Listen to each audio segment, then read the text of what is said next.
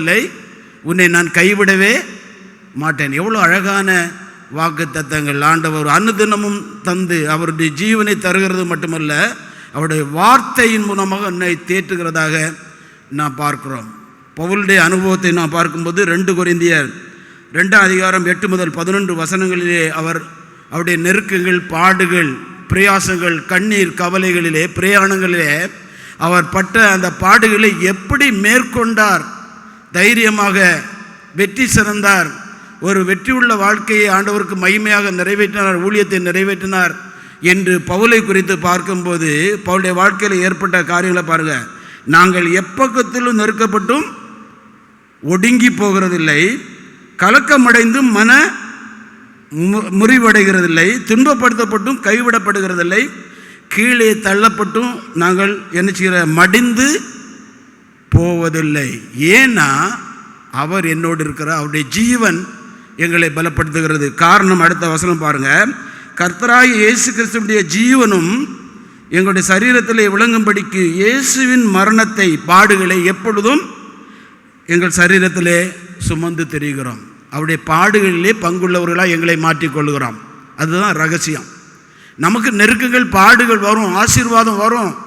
ஆனால் அவைகளின் மத்தியிலே நாம் சிலுவை சுமக்கும்படியாய் அவரோடு அந்த அனுபவத்தில் கடந்து செல்லும்போது பவுல் மேற்கொண்ட காரியங்கள், நெருக்கத்தின் மத்தியிலே, பாடுகள் மத்தியிலே, மரண பள்ளத்தாக்குகளே அந்த பவுல் அங்கே மேற்கொண்டு எதிர்நீச்சல் போடுகிறதை நாம் பார்க்கிறோம். ஆகவே அவர் கொடுக்கிற இயேசு கிறிஸ்துவின் ஜீவன் அது அவர்களை பலப்படுத்தினது என்று பவுல் கொரிந்து சபைக்கு அழகாக எழுதுகிறார். இங்கே 11ஆம் வசனத்தை பார்க்கும்போது, சாவுக்கீனமான எங்கள் மாம்சத்தில் இயேசுவின் ஜீவனும் விளங்கும்படிக்கு உயிரோடு இருக்கிற நாங்கள் எப்பொழுதும் இயேசு நிமித்தம் மரணத்திற்கு ஒப்பு கொடுக்கப்படுகிறோம். மரணத்தை பற்றி கவலைப்படுறதில்லை நாங்கள்.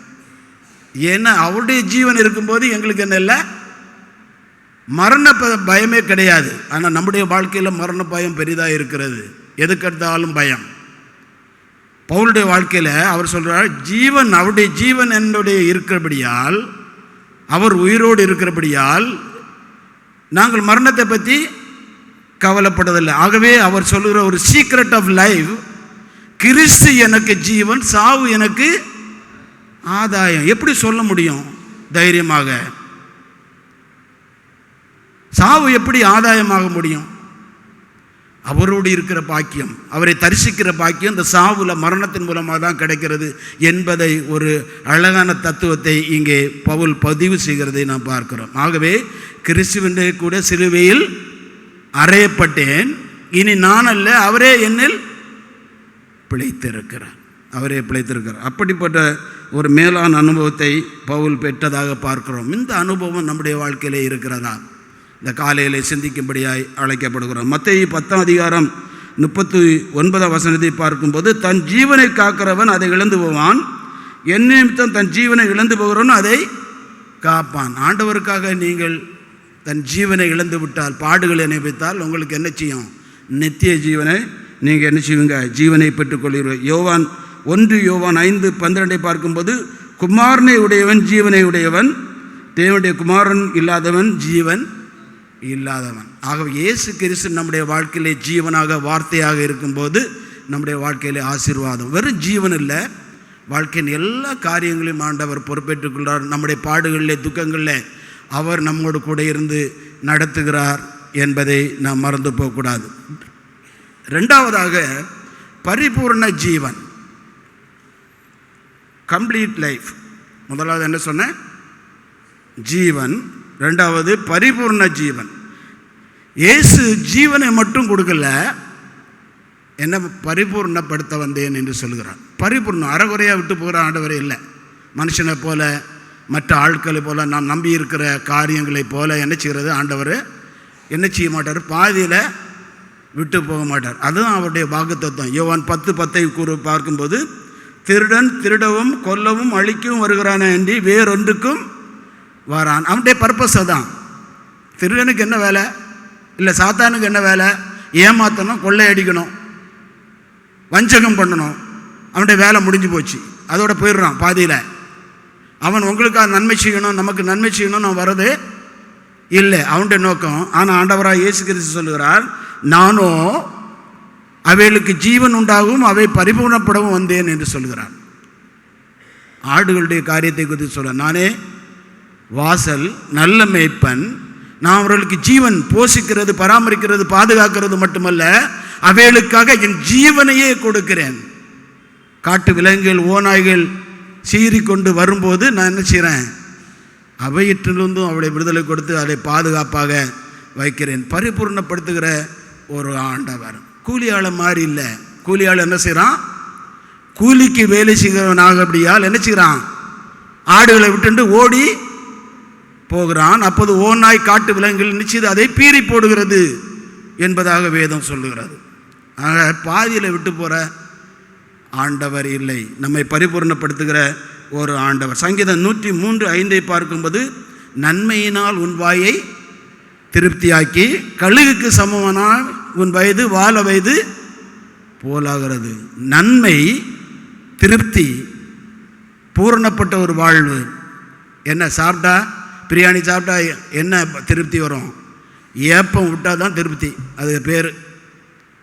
ஆகவே இந்த திருப்தியான வாழ்வு மட்டுமல்ல, பூரண வாழ்க்கை, நீடித்த ஆயுஷ் நாட்களை அவர் கொடுக்கிறதாக நாம் பார்க்கிறோம். சங்கீதம் 91 பார்க்கும்போது, நீடித்த நாட்களால் அவனை திருப்தியாக்கி என் ரட்சிப்பை அவனுக்கு காண்பிப்பேன். சங்கீதம் 147:14 பார்க்கும்போது, உச்சித கோதுமையினால் அவனை திருப்தியாக்குவேன். கோதுமை என்று சொன்னால் ஊசி போன கோதுமையில் ரேஷன் கடையில் போடுற மாதிரி, உச்சிதங்களினால், பரலோகத்தின் உச்சிதங்களினால் உன்னை நிரப்புவேன் என்று வாக்கு பண்ணுகிற ஆண்டவராகிய இயேசு கிறிஸ்து.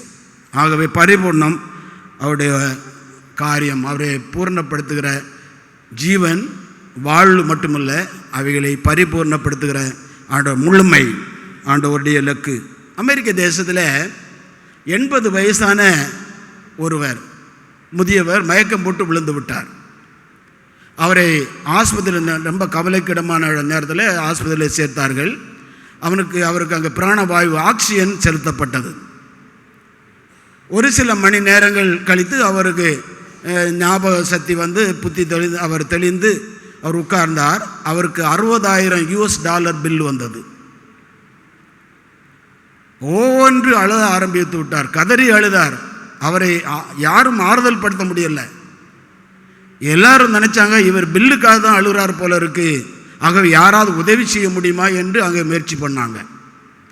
அவர் கொஞ்ச நேரம் ரொம்ப அழுதுட்டு, என் ஆண்டவர் இயேசு எவ்வளவு பெரியவர், இந்த ஆக்சிஜன் என்னுடைய வாழ்க்கையில் 24/7 80 இயர்ஸ் ஒவ்வொரு நாளும் இந்த பிராணவாயு ஆக்சிஜனை காட்ட எனக்கு கொடுத்திருக்கிறாரே இலவசமாய். அவர் பில்லு போட்டால் எத்தனை கோடி டாலர் நான் கட்டணும், என்னால் கொடுக்க முடியுமா?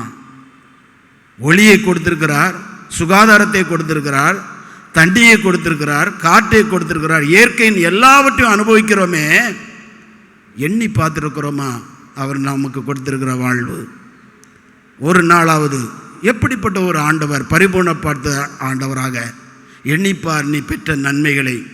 ஒவ்வொன்றும் ஒவ்வொரு காரியத்திலும் அது வியப்பை தரும். நீ கணக்கிடவே முடியாது, ஒன்று புத்திக்கு எட்டாததா போயிடும். ஆகவே நம்மை பரிபூர்ணப்படுத்துகிற ஒரு ஆண்டவர் அவர். மூன்றாவதாக நித்திய ஜீவன், எட்டர்னல் லைஃப். மரணத்துக்கு பிறகு கிடைக்கும் வாழ்வு மட்டுமல்ல, ஆண்டவராக இயேசு கிறிஸ்துவை நாம் விசுவாசிக்கும் போது அவரோடு கிடைக்கும் அந்த உறவு நிலையும் நித்திய ஜீவனாக கொடுக்கப்பட்டிருக்கிறது. யோவான் 3:16 பார்க்கும்போது, அவருடைய குமாரனை விசுவாசிக்கிறவனுக்கு நித்திய ஜீவன் உண்டு. ஆகவே நித்திய குமாரன் மூலமாக நமக்கு நித்திய ஜீவன் வாக்கு பண்ணப்பட்டிருக்கிறது. இந்த நித்திய ஜீவன் மரணத்துக்கு பிறகு மகிழ்ச்சியான ஒரு வாழ்வை நமக்கு வாக்கு பண்ணுகிறதை நாம் பார்க்கிறோம். மத்தேயு 19:11 முதல் ஒரு சம்பவம் கூறப்பட்டிருக்கிறது. மத்தேயு 19:11 முதல் ஒரு வாலிபன் ஆண்டவரத்தில் தெரிந்த சம்பவம். வாலிபன் வந்து என்ன கேட்குறான், நித்திய ஜீவனை நான் பெற்றுக்கொள்ள நான் என்ன செய்ய வேண்டும் இருக்கா, என்ன நன்மை செய்ய வேண்டும் இருக்குதா? எந்த நன்மையை செய்ய வேண்டும், என்ன செய்ய வேண்டும், என்ன செய்ய வேண்டும் தான் படிக்கிறோம். நானும் அப்படி தான் படிச்சிருக்கேன். ஆனால் இன்னைக்கு அந்த பகுதியை நான் சிந்திக்கும் போது என்ன நன்மையை நான் செய்ய வேண்டும்? ஆண்டவராய் இயேசு கிறிஸ்துவை குறித்து அவன் அறிந்திருந்தான். நன்மை செய்தாதான் நித்திய ஜீவன் என்பது அவனுக்கு நன்றாக தெரிந்திருந்தது. நன்மை செய்தாதான் நித்திய ஜீவன், பரிசுத்தமாக வாழ்ந்தாதான் பரலோக ராஜ்யம். ஆகவே அவரிடத்தில் வருது நல்ல போதகரேன்னு சொல்கிறான். ஆண்டவராய் இயேசு கிறிஸ்து உண்மையாகவே நல்ல போதகர் தான், அன்புள்ளவர், நீதி உள்ளவர், பரிசுத்தம் உள்ள ஒரு ஆண்டவர். அவர் சொல்கிறாரு, எனக்கு பெருமை இல்லை வேண்டாம், என்னை பாராட்டாத, பிதா ஒருவர் தவிர இந்த பாராட்டுக்குரியவர் நான் இல்லை. ஆகவே நீ என்ன செய்ய, நித்திய ஜீவனை பெற்றுக்கொள்ளணும்னா என்ன செய்து, கற்பனைகளை கைக்கொள், கற்பனைகளை கைக்கொள் என்று சொல்கிறார். அது அவன் உடனே என்ன சொல்கிறான், அது எவை? உடனே என்ன ஆண்டவர் பட்டியல் போடுகிறார், கொலை செய்யாதிருப்பாயாக, விபச்சாரம் செய்யாதிருப்பாயாக, களவு செய்யாதிருப்பாயாக, பொய் சாட்சி சொல்லாதிருப்பாயாக, உன் தகப்பனின் தாயும் கனம் பண்ணு, உன்னை போல் பிறனை நேசி அப்படின்னு ஆண்டவர் சொன்னார். ஆக அவருக்கு எளிதாக போச்சு. உடனே அவன் என்ன சொன்னான், வாலிபன், இதை என் சிறு வயது முதல்ல என்ன செய்றான், நான் கடைப்பிடித்து வருகிறேன். நம்மவும் கடைப்பிடிக்கிறோம்.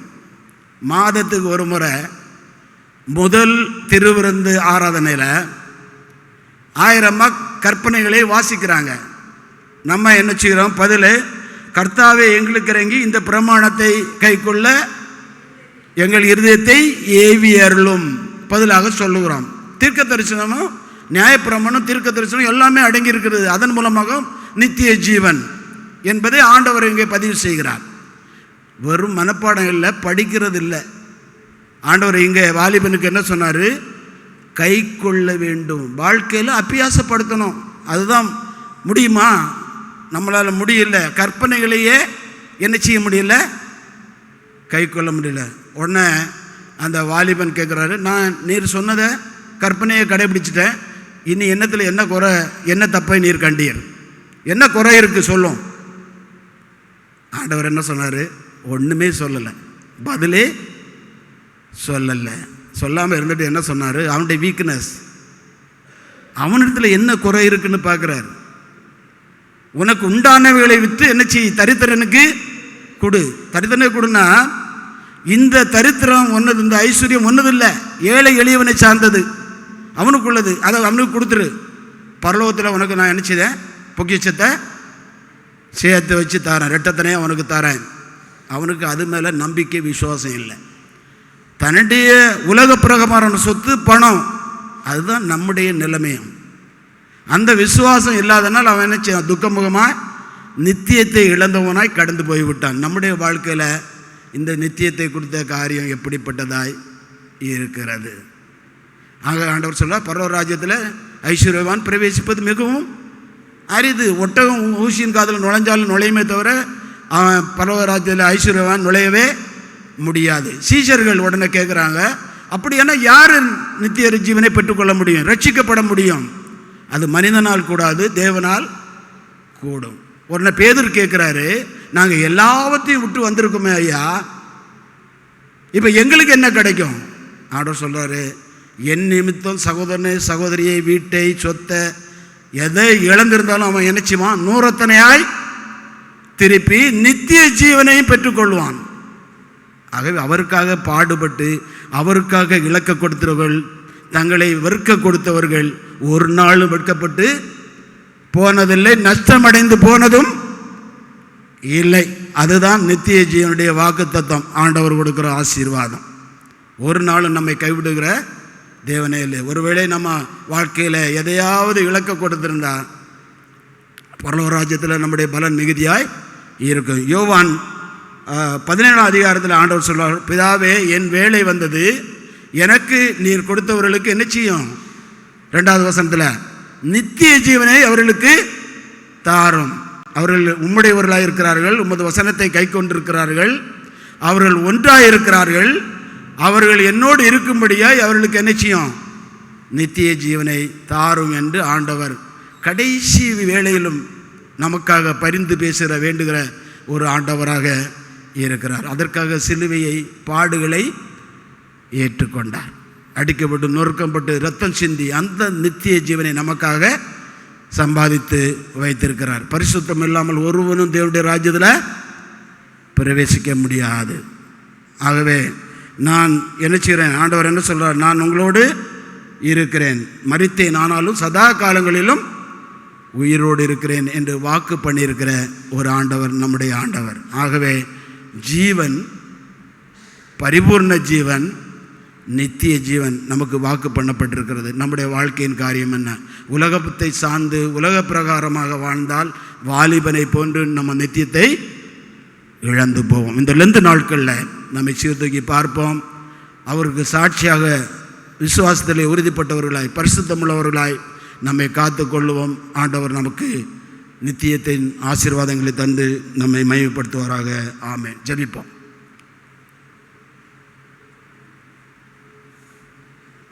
இயேசு இரட்சகர் பெயரை சொன்னால் எதுவும் நடக்குமே. அவர் இதயந்தோறும் கலந்து விட்டால் எல்லாம் கிடைக்குமே, எல்லாம் கிடைக்குமே. இயேசு இரட்சகர் பெயரை சொன்னால் எதுவும் நடக்குமே. அவர் இதயந்தோறும் கலந்து விட்டால் எல்லாம் கிடைக்குமே, எல்லாம் கிடைக்குமே. வாடி போன உயிர்களை வாழ வைத்தாரே, வாடி போன உயிர்களை வாழ வைத்தாரே. அவர் வாழ்வு சத்தியம் ஜீவனுமாய் நன்மை செய்தாரே, அவர் வாழ்வு சத்தியம் ஜீவனுமாய் நன்மை செய்தாரே. இயேசு இரட்சகர் பெயரை சொன்னால் எதுவும் நடக்குமே. அவர் இதயந்தோறும் கலந்து விட்டால் எல்லாம் கிடைக்குமே, எல்லாம் கிடைக்குமே. ஆமாண்டவரே, உமது பெயரை சொன்னாலே எல்லாம் நடக்கும் ஐயா. நீர் எங்களுடைய உள்ளத்திலே வாசமாய் வரும்போது, ஜீவனாய் வரும்போது எல்லாம் கிடைக்கும் ஐயா, எல்லாம் நடக்கும், எல்லாம் கிடைக்கும் ஆண்டவரே. வாழ்விழந்த மக்களுக்கு வாழ்வை கொடுத்தவர், வாழ்வு சத்தியம் ஜீவனமாக இருந்து எங்களுக்காக பரிந்து பேசுகிற ஒரு ஆண்டவர். வாக்கு பண்ணியிருக்கிறீர், நன்றி செலுத்துகிறோம். ஜீவனாக, பரிபூர்ண ஜீவனாக, நித்திய ஜீவனாக நீர் இருப்பதற்காக நன்றி. இந்த பரலோக ராஜ்யத்தின் ஆசீர்வாதங்களை, நித்திய ஜீவனை, இம்மையிலும் மறுமையிலும் ஜீவனையும் வாழ்வையும் இந்த உலகத்தில் பெற்று நித்தியத்தையும் பரலோகத்தின் மகிழ்ச்சியும் ஆண்டவருடைய ராஜ்யத்தில் பெற்று வாழ எங்களுக்கு கிருபை செய்ய வேண்டுமாய் கெஞ்சுகிறோம். குறைவு குற்றங்களை எல்லாம் நீர் மன்னியும் ஆண்டவரே. எங்களை ஆசீர்வதியும், ஆசீர்வாதமாக்கும். இயேசுவின் மூலமே வேண்டுகிறோம் பிதாவே. ஆமேன், ஆமேன். என் ஆத்துமாவே கர்த்தரை ஸ்தோத்திரி, என் முழு உள்ளமே அவருடைய பரிசுத்த நாமத்தை ஸ்தோத்திரி. என் ஆத்துமாவே கர்த்தரை ஸ்தோத்திரி, கர்த்தர் செய்த சகல உபகாரங்களையும் மறவாதே. ஆமேன், ஆமேன்.